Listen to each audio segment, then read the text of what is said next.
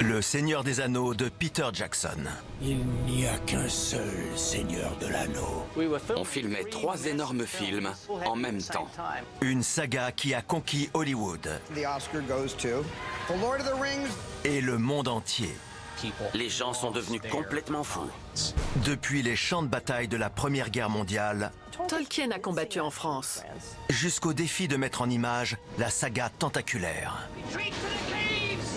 Ça finit brutalement. Harvey a dit, tant pis, on trouvera un autre réalisateur. Ils ont compris qu'ils devaient sauver ce projet. Des risques incalculables. C'était du jamais vu. Une équipe néo-zélandaise improbable. Il y avait forcément un moyen d'y arriver. Sortie de nulle part. Jackson voulait tourner en Nouvelle-Zélande et ils ont accepté. La moitié du pays a travaillé sur ces films. Va révolutionner le monde du cinéma. On s'est tous accrochés en croisant les doigts. Une saga légendaire et de gros moyens. On ne pouvait pas échouer. Il a fallu briser les règles Il y a eu tellement de procès. C'était la mise au placard. et y laisser quelques plumes. Il y a eu beaucoup de blessés. Des points de suture. Mes dents ont été éjectées dans les airs. Christopher Lee se tenait le visage. Comédiens et techniciens Liv détestait les chevaux. Il y avait un Orc Weinstein. ont été poussés dans leur dernier retranchement. Les gens s'évanouissaient. Il s'est plaint de ne pas avoir signé pour ça. Les catastrophes On a été inondés. se sont succédées. La police a interrompu le tournage. Le destin de la saga reposait sur une bande d'amis. Fran est une scénariste très habile. Un conte mêlant romantisme Ils sont tombés amoureux avant de créer ensemble. et déchirement. Ils ont décidé de le laisser partir. Des victoires épiques. C'était époustouflant. 2,9 milliards au box-office. Fantastique. Et une défaite sans précédent. Vous n'avez rien prévu pour filmer cette scène? Voici l'histoire d'un petit réalisateur qui osa défier Hollywood. Il persévère jusqu'à obtenir gain de cause. Depuis son île. C'est la plus grande épopée de tous les temps.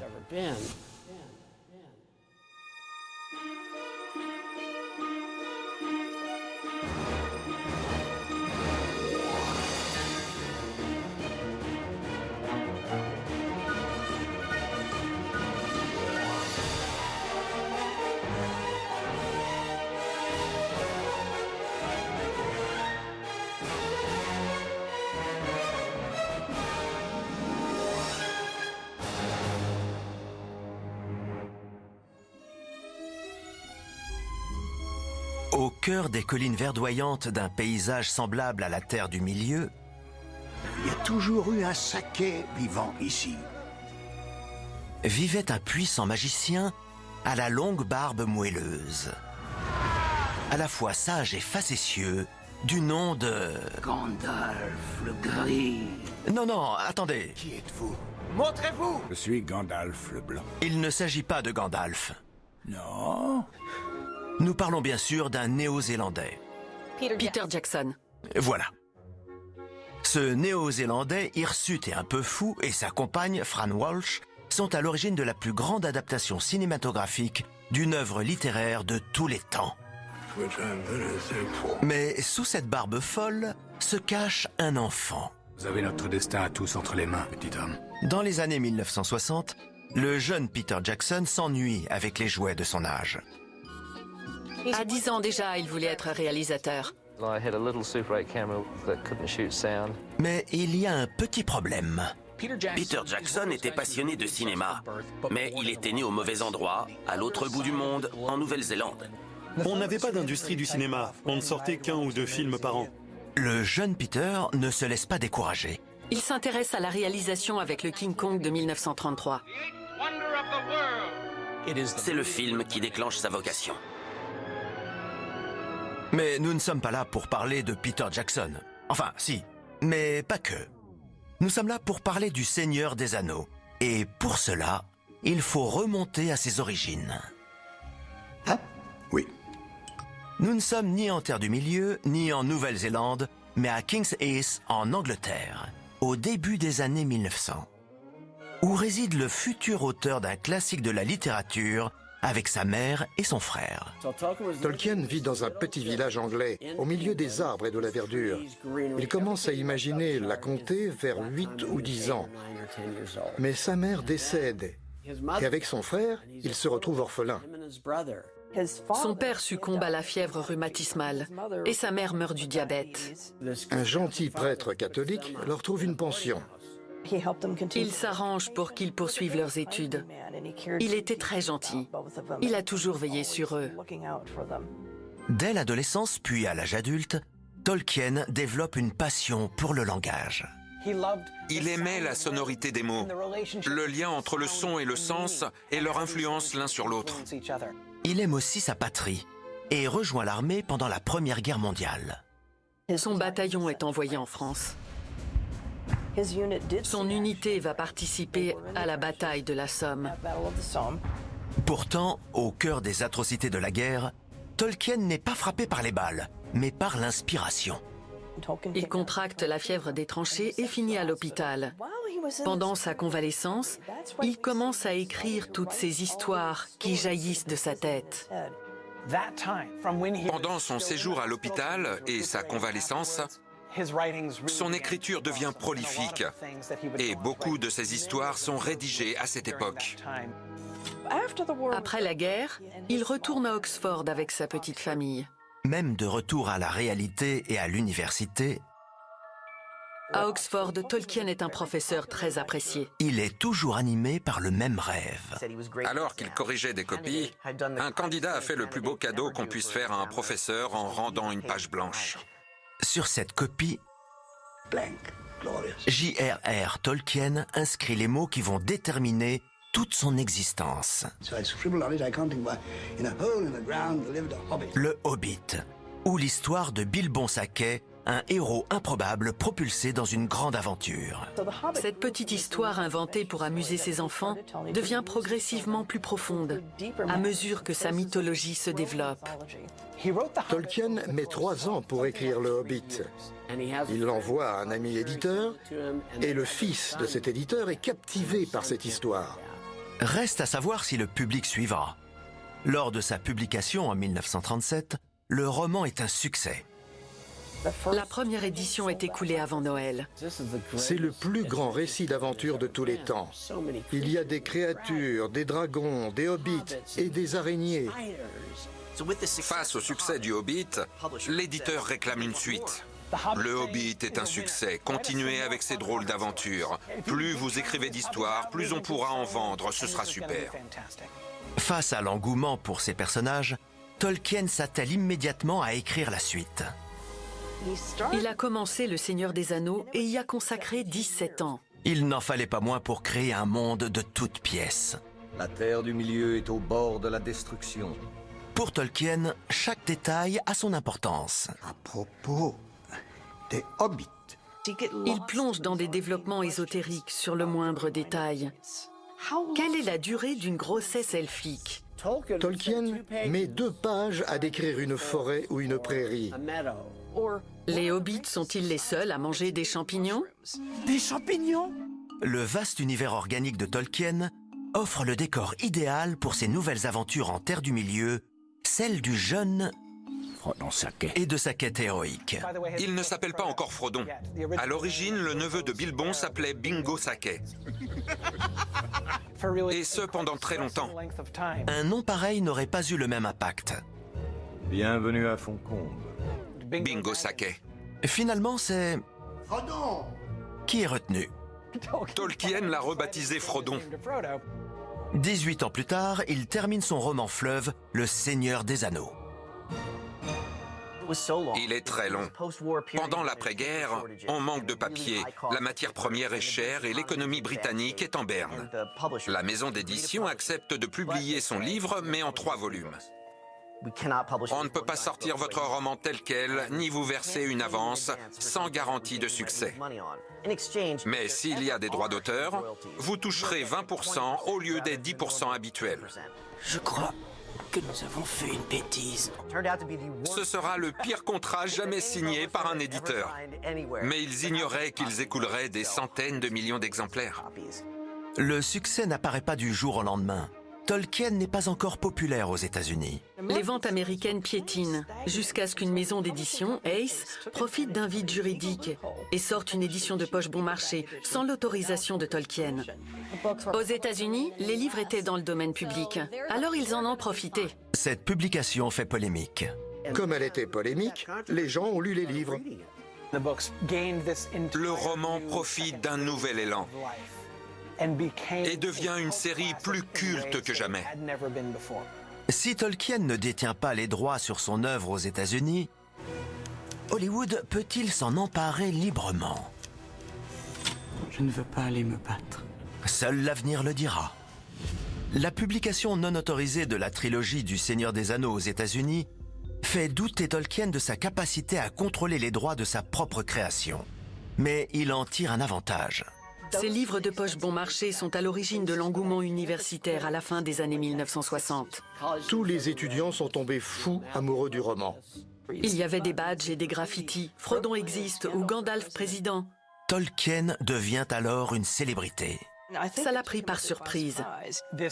Ce vieux professeur d'université d'Oxford, à l'ancienne, catholique et conservateur, reçoit des coups de fil à 3 heures du matin. Il est perplexe et il est dérouté par sa récente popularité. Son succès va au-delà des étudiants. Tolkien séduit un public inattendu. Les hippies américains, avec lesquels il n'a presque rien en commun.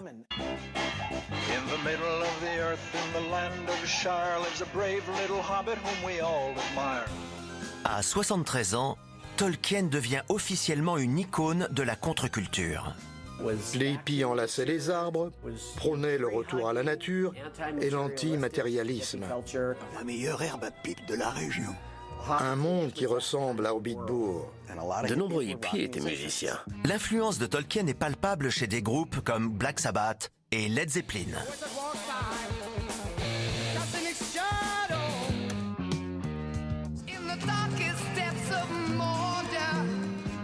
Led Zeppelin a sorti un titre qui parlait du Seigneur des Anneaux.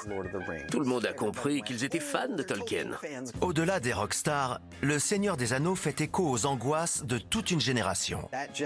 La jeunesse s'est réunie à Washington pour manifester contre la guerre du Vietnam. Les Américains qui partageaient ce sentiment anti-guerre se sont reconnus dans le Seigneur des Anneaux.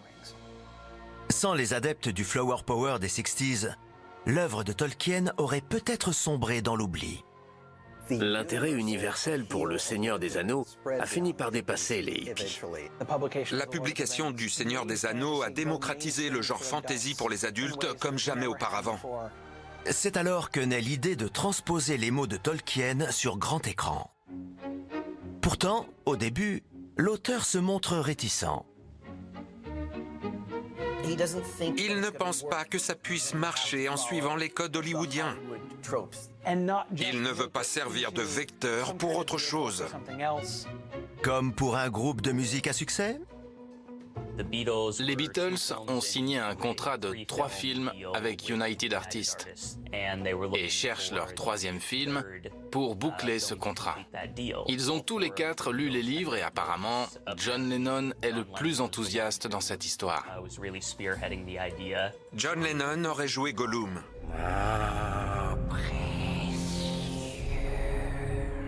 Paul McCartney, Frodon. Oui. George Harrison, Gandalf.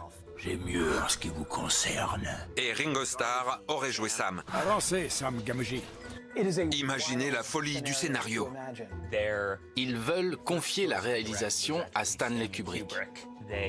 Les 4 Beatles se présentent à son domicile.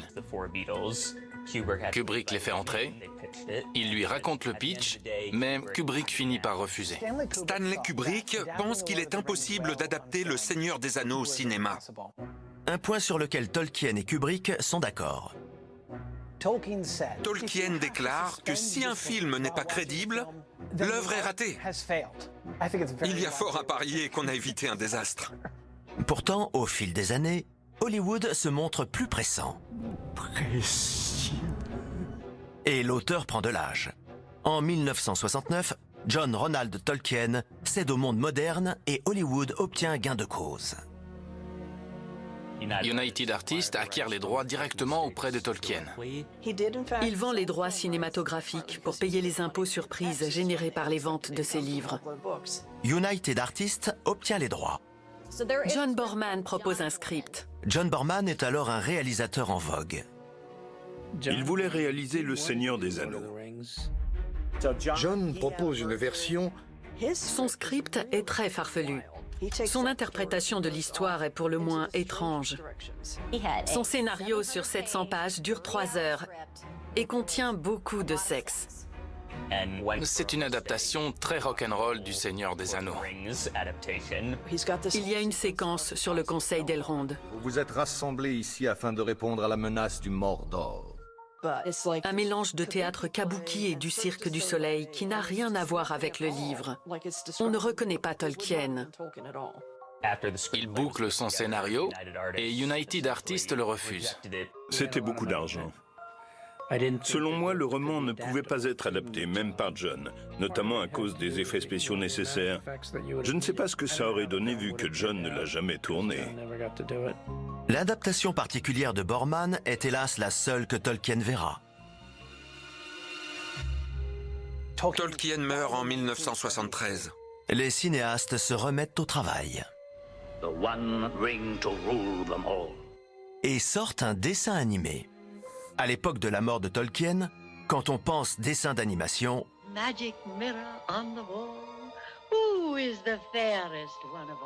on pense à Walt Disney. Il existe pourtant un autre dessinateur. Ralph Bakshi était tout l'opposé de Disney. Il réalisait des dessins animés coquins. Il est persuadé que l'animation peut s'adresser aux adultes. Il a commencé avec Fritz le chat.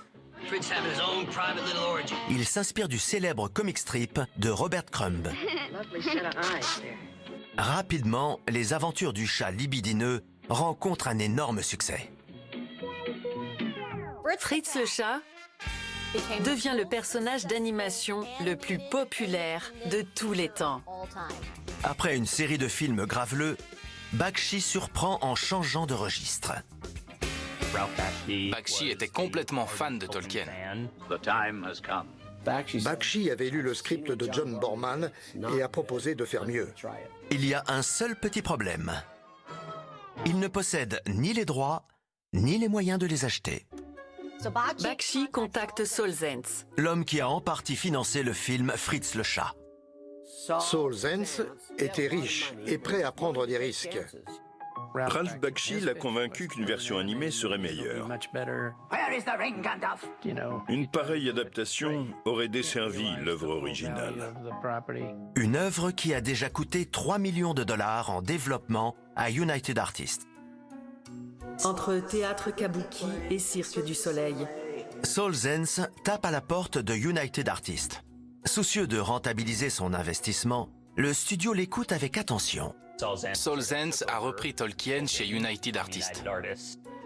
Ça nous semblait une bonne idée. On avait investi beaucoup d'argent, 3 millions de dollars. Alors autant les récupérer et sortir cette version du film. Ils ont cédé tous les droits à Saul Zaentz, hormis la distribution. United Artists sauve les meubles, mais le travail de Bakshi et Zaentz ne fait que commencer. Ils doivent déjà écrire un scénario. J'étais scénariste sur le film Le Seigneur des Anneaux. Ma sœur insistait depuis 2 ans pour que je découvre ces romans. Et quand j'ai enfin commencé à les lire, je suis devenu accro. Je me souviens d'être parti en vacances avec les livres sur le volant. Ne faites pas ça chez vous. Je vérifiais qu'il n'y ait pas de voiture et je lisais un paragraphe avant de lever la tête. Je ne pouvais pas m'arrêter. Après la fac, j'avais écrit un petit scénario pour un documentaire. J'ai lu quelque part que Ralph Bakshi voulait tourner un film. Et je me suis dit qu'il fallait que j'y participe. Alors j'ai transmis un message à quelqu'un et Ralph Bakshi a fini par le lire. Il m'a confié un poste de documentaliste parce qu'il avait déjà signé avec un scénariste anglais. Mais ce scénariste devait être trop cher ou trop occupé, alors il m'a donné ma chance et m'a laissé écrire. Mais il fallait que je fasse mes preuves. Dès le début, Bakshi m'a prévenu, tu es auteur, le génie c'est Tolkien. Ces 3 livres sont ta Bible, respecte-la. Chris découvre vite l'étendue du projet de Bakshi. Il m'a dit, on va réaliser 3 films. Mais je n'étais pas convaincu par celui du milieu. Il n'avait ni début ni fin, alors j'ai proposé qu'on fasse 2 films. Il a accepté. Une décision qui déchaînera les passions, mais nous y reviendrons plus tard. J'ai proposé 5 scénarios, des gros, des petits, des moyens, différents points de vue. On y avançait au feeling et à tâtons, Ralph et moi. Avec ce scénario, l'adaptation longtemps jugée impossible se concrétise enfin. Ce n'était pas un projet comme les autres. On a d'abord tourné en live action pour en faire une rotoscopie. On filme les acteurs, on en fait des photos, puis des dessins. J'ai surtout travaillé sur Gandalf. C'est une technique plus impressionnante. Des années avant les effets spéciaux par ordinateur, la rotoscopie est la meilleure façon d'exploiter le potentiel du Seigneur des Anneaux à l'écran. Par l'animation, on obtenait des résultats impossibles avec des effets spéciaux. C'était très efficace. C'était à la fois artistique et singulier. Quand Le Seigneur des Anneaux sort en salle le 15 novembre 1978, tout le monde faisait la queue et avait hâte de le voir. Au début. Par moments, le résultat est magnifique. Mais certains passages sont un peu bizarres. Extrêmement bizarre. La principale critique concerne la décision de ne produire qu'un livre et demi. Ça finit brutalement. En plein milieu d'une bataille.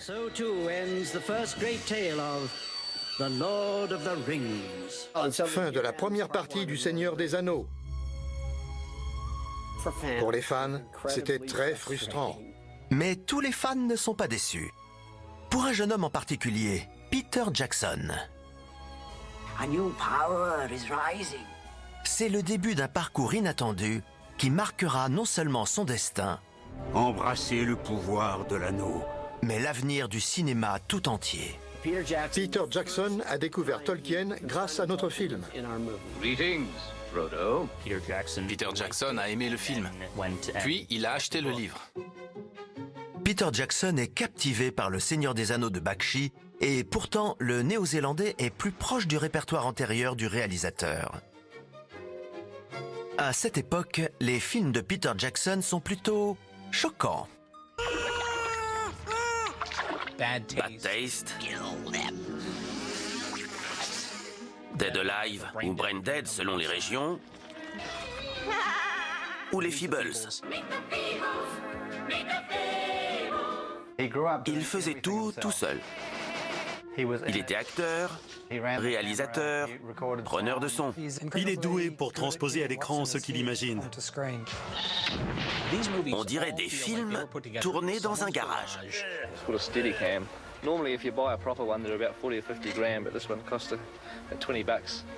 Avec de l'adhésif. C'est du n'importe quoi. Très gore. En travaillant sur Brain Dead, j'ai compris que c'était un génie des effets pratiques. Il a des connaissances dans tellement de domaines. C'est incroyable. Mais ses connaissances en matière de film gore ne sont rien face à l'horreur qui l'attend. Après des débuts sanguinolents, Peter Jackson se fait un nom à la télévision en fournissant les effets spéciaux pour le spin-off d'une série britannique sur un épouvantail, Wurzel Gummidge Down Under. J'ai rencontré Peter pour la première fois quand j'étais caméraman sur Wurzel Gummidge Down Under. Pour les non-initiés, Wurzel Gummidge Down Under était une série télé sur un épouvantail. Si certains rencontrent leurs associés sur les bancs de la fac, Peter les trouve sur Gummidge.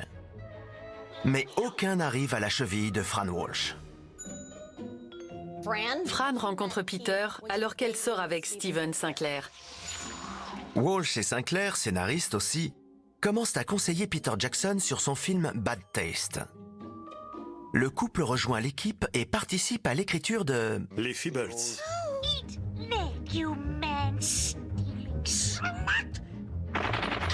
Grâce à Fran, les Feebles deviennent bien plus qu'une simple farce avec des marionnettes.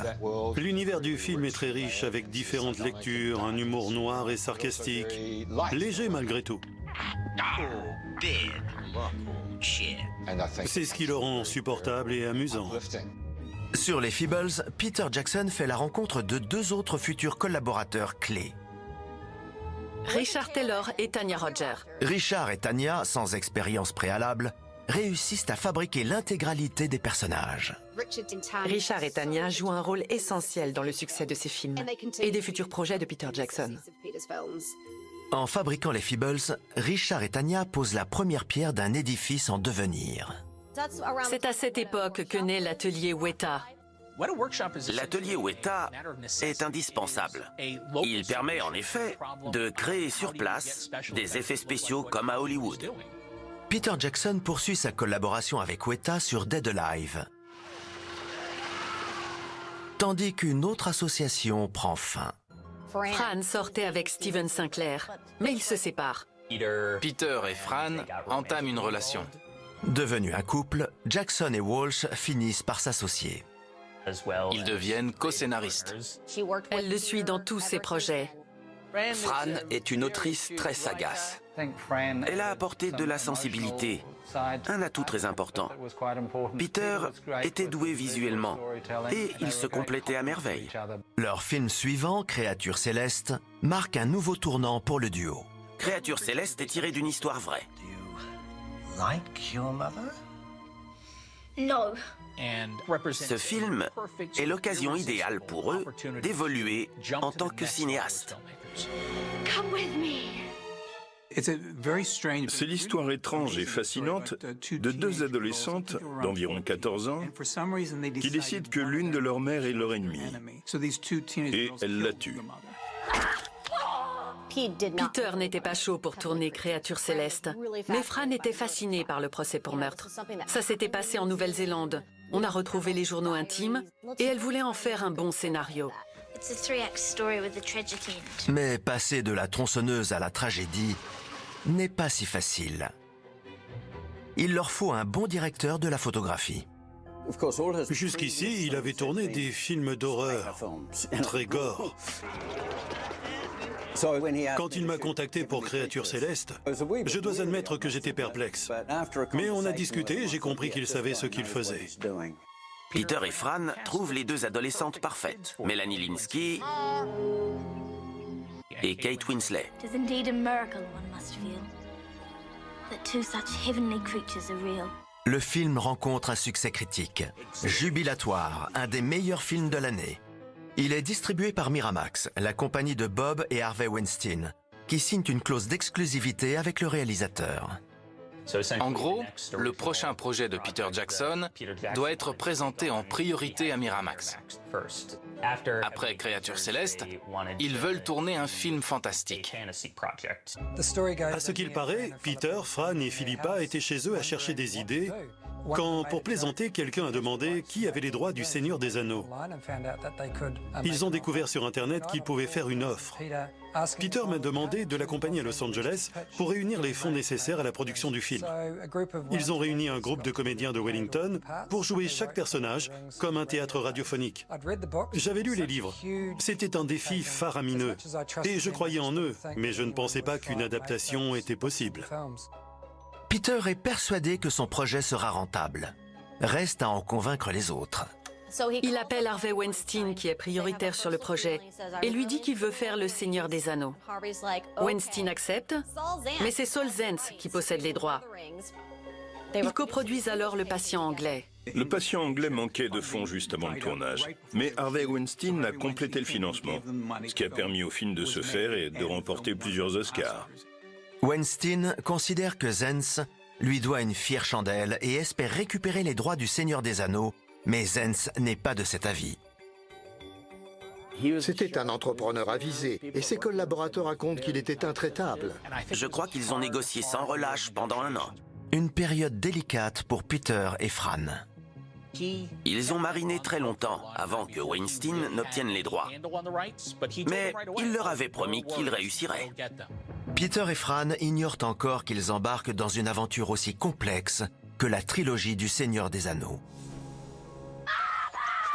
Le film Créatures célestes permet à Peter Jackson et Fran Walsh de se tailler une place parmi les cinéastes reconnus. And the nominees are Francis Walsh and Peter Jackson for Heavenly Creatures. Mais le projet de leur rêve, la trilogie du Seigneur des Anneaux, tarde à se concrétiser. Pendant que Miramax négociait les droits avec Saul's il a fallu attendre longtemps sans aucune garantie que ça aboutisse. Patience. Patience, mon trésor. Peter ne peut pas attendre sans rien faire. Il vient de lancer Weta Digital, un studio d'effets spéciaux dernier cri, dont nous reparlerons plus tard. Mais pour l'heure... Tout ce beau monde devait travailler. Il leur fallait un film. Par chance, un ancien projet est sur le point de refaire surface. Ils avaient développé un script. Fantôme contre fantôme est l'histoire d'un escroc qui parle avec les morts. I hate to break this to you, but you're dead, you know, you can't smoke. You can light him up and blow the smoke in my face. Seul problème... Peter Jackson est toujours lié contractuellement à Harvey Weinstein. Peter et Fran veulent signer Fantôme contre fantôme chez Universal. Ils ont dû négocier pour tourner leur film avec Universal. Okay, well, folks, I can do a clearance, but it's not gonna be cheap. En faisant ce cadeau à Universal, Harvey Weinstein récupère une jolie somme. Peter Jackson a une requête. Peter insiste pour tourner en Nouvelle-Zélande. Il est catégorique, alors il le laisse filmer chez lui. I'm on my way. Les équipes de tournage s'envolent pour l'autre bout du monde, où elles recréent le Midwest américain. À partir de là, ils se sont lâchés. Il y avait beaucoup d'effets spéciaux pour l'époque. Weta et Peter Jackson se font la main avec leurs effets spéciaux. Et ils travaillent avec une star du cinéma. Ils franchissent des étapes importantes. Fantôme contre fantôme se passe tellement bien qu'Universal veut sécuriser le prochain film de Peter Jackson. Pendant ce temps, les droits du Seigneur des Anneaux sont toujours en négociation. Alors qu'Harvey Weinstein se démène sur l'adaptation de Tolkien, Universal possède déjà les droits d'un projet encore plus précieux pour Peter Jackson. Il est obsédé par King Kong depuis qu'il est gamin. C'est le film qui lui a donné sa vocation. De nouveau, le timing est parfait pour Harvey Weinstein, qui en profite pour gagner du temps. C'est tout à son avantage. Weinstein touchera une part de King Kong. Universal aurait fait n'importe quoi pour avoir Jackson, car ils sont convaincus de ses talents de cinéaste. Si Fantôme contre Fantôme casse la baraque, Jackson régnera en maître. Mais ça ne s'est pas passé comme ça. Le film fait un flop au box-office. C'est un désastre. Universal ne veut plus faire King Kong. Le studio fait marche arrière. King Kong est mort. Universal ne veut plus travailler avec Peter Jackson. Ne pouvant plus rien tirer d'Universal, Weinstein reprend les négociations des droits du Seigneur des Anneaux avec Saul's Ends. Et l'anneau de pouvoir qui est à portée de main. Harvey Weinstein était un producteur très dur en affaires. Peu de gens vous diront qu'ils ont aimé traiter avec lui. Saul finit par céder contre un pourcentage des bénéfices. Harvey obtient les droits d'une adaptation au cinéma. Weinstein s'est plié en 4 pour ce projet, mais Peter Jackson n'a pas l'intention de revoir ses exigences à la baisse. Il a toujours pensé que la Nouvelle-Zélande était le pays idéal pour tourner Le Seigneur des Anneaux. Pour Peter, c'est non négociable. La presse disait que ce film ne pouvait pas être tourné en Nouvelle-Zélande. Ça l'a mis en rogne. Peter mobilise son armée. Pas d'orques ni de trolls, mais une armée de décorateurs et de costumiers prêts à tout pour réaliser une trilogie mémorable. Des arbres, des falaises, des châteaux, des sculptures, des routes et des ponts. Pour que l'herbe soit à la bonne hauteur et que les haies paraissent authentiques, les paysagistes ont transplanté de très gros arbres et des haies autour des maisons de Hobbit. Pour que les jardins aient l'air réalistes, il faut laisser le temps aux plantes de pousser et de mourir avant de repartir avec de mauvaises herbes. Fabriquer la Terre du Milieu de Tolkien n'est pas une mince affaire et l'opération prend plus d'1 an.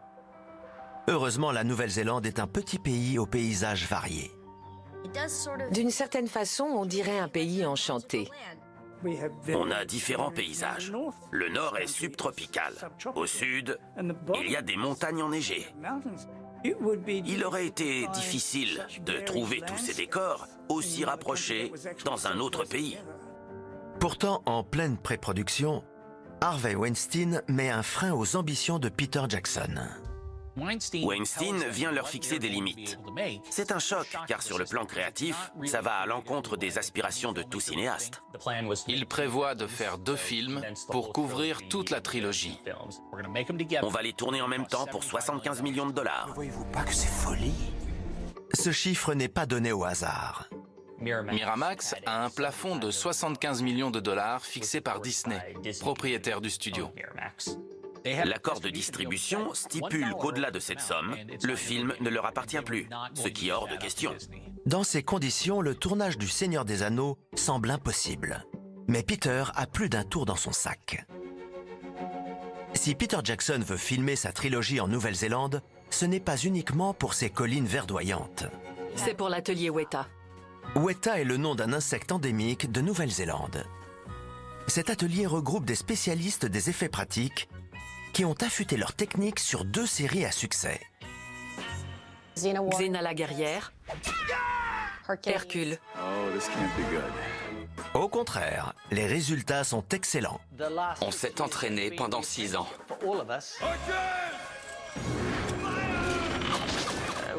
Weta avait développé une manière de fabriquer des armes métalliques très authentiques et des cottes de mailles légères avec des anneaux en plastique. Quand on les tenait dans la main, mis à part leur poids, on aurait dit du métal. Rien n'aurait été possible si on n'avait pas réalisé ces séries. Les étoiles semblent s'aligner pour Peter Jackson, la Nouvelle-Zélande et la Terre du Milieu. Alors ils se mettent au travail. Mais comment réaliser 2 volets du Seigneur des Anneaux à partir de 3 livres? Écartez-vous-en un tant soit peu et ce sera l'échec. Tolkien a mis près de 20 ans à écrire ses romans. La tâche semble impossible pour Jackson et ses co-auteurs, Fran Walsh et Stephen Sinclair. Ils ont besoin d'un spécialiste de Tolkien. Philippa Boyens, c'est une encyclopédie vivante du Seigneur des Anneaux. Elle connaît la comté et c'est une scénariste accomplie. Elle est connue comme l'une des meilleures scripts de Nouvelle-Zélande. Vous avez besoin de gens intelligents pour ce genre de mission. Quête. La formule magique de Philippa, saupoudrer les films de minuscules détails. C'est grâce à elle qu'on retrouve de nombreux petits détails. Elle a été leur arme secrète. Armé d'une spécialiste, le quatuor entame sa quête avec l'espoir de réussir où tant d'autres ont échoué. Mais une question reste en suspens. Peut-on réduire à 2 scripts la trilogie du Seigneur des Anneaux? Tout ce que nous devons décider, c'est que faire du temps qui nous est imparti. Le pari est énorme. Or, Peter Jackson n'aime pas les paris. Il sait exactement ce qu'il fait. Son scénario en bonne main, il se concentre sur les effets spéciaux. Différents storyboarders proposent à Peter une interprétation visuelle des scripts. Il n'y a qu'un seul moyen de visualiser correctement la Terre du Milieu. Beaucoup de lecteurs étaient marqués par les illustrations du roman. Alors, ils ont embauché les dessinateurs d'origine pour traduire le scénario en images.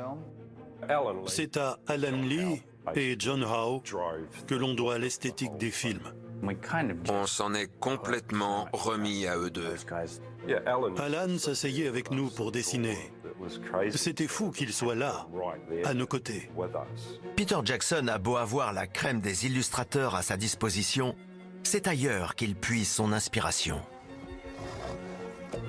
On l'a certainement influencé. Certaines images, surtout au début, sont presque identiques aux films d'animation. Il a dû s'inspirer de ce qu'il a vu et a voulu l'améliorer. Pour commencer, il rédige une fin. Ça finit brutalement, au milieu d'une bataille.